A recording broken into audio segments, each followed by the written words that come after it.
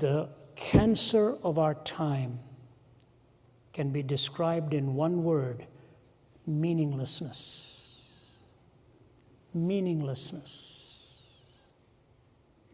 You talk to an average young person today, how many sexual trysts do they really want to find fulfillment?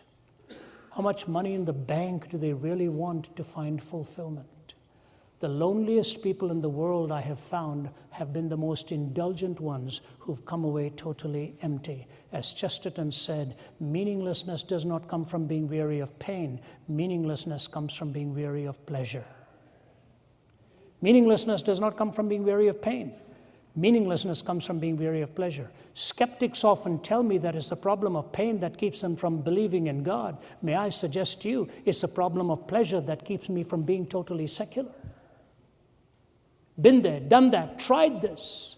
It simply doesn't work. I recall when I was doing a Bible study with the Atlanta Braves when they were playing the St. Louis Cardinals, sort of 10, 12 minutes each of the chapels. And I walked in there, and I closed with this. I said to them, you know, fellas, there's nothing like walking into a room and being the only one who fails the physical. I said, I looked at you boys, muscles bulging like watermelons, and I walk in here. I'll never forget the line of my wife once when I gave her a nice, good hug. She smiled, hugged me back, and said, you know what? You have the arms of a thinking man.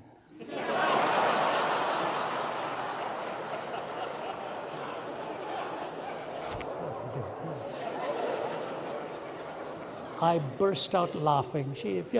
And she said, I didn't mean it. I didn't mean that in a bad way. I didn't mean that. Oh, what a compliment. What a compliment.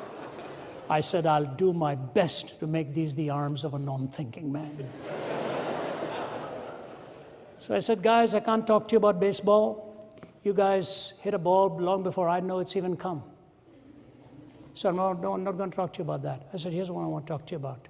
How to live your life on the road, because I've probably lived that longer than any one of you sitting in front of me. They leaned forward and started to listen. One of the most notable players from one of the teams, multi-million-dollar contract, walks up towards me, and he puts his hand on the back of my neck like this, and then puts his head on my shoulder and starts to sob. And my travel assistant, knowing it was a very precious moment for him, just walked away into the distance, and he looked at me and he said, Ravi, I have more money than I ever thought I'd have, but I want to tell you I've lost everything of real value in my life. I wished I'd applied the principles you gave us today long before. Are we on the highway to abandonment with pleasure without principle, pleasure without boundaries? Think about it. Think about it.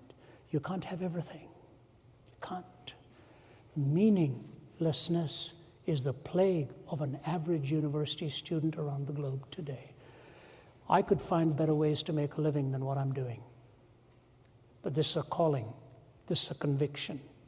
And I will tell you, I have seen lives transformed who've taken that path and turned away from complete hedonistic paths to a life that builds its moral boundaries with the revelation of God Himself.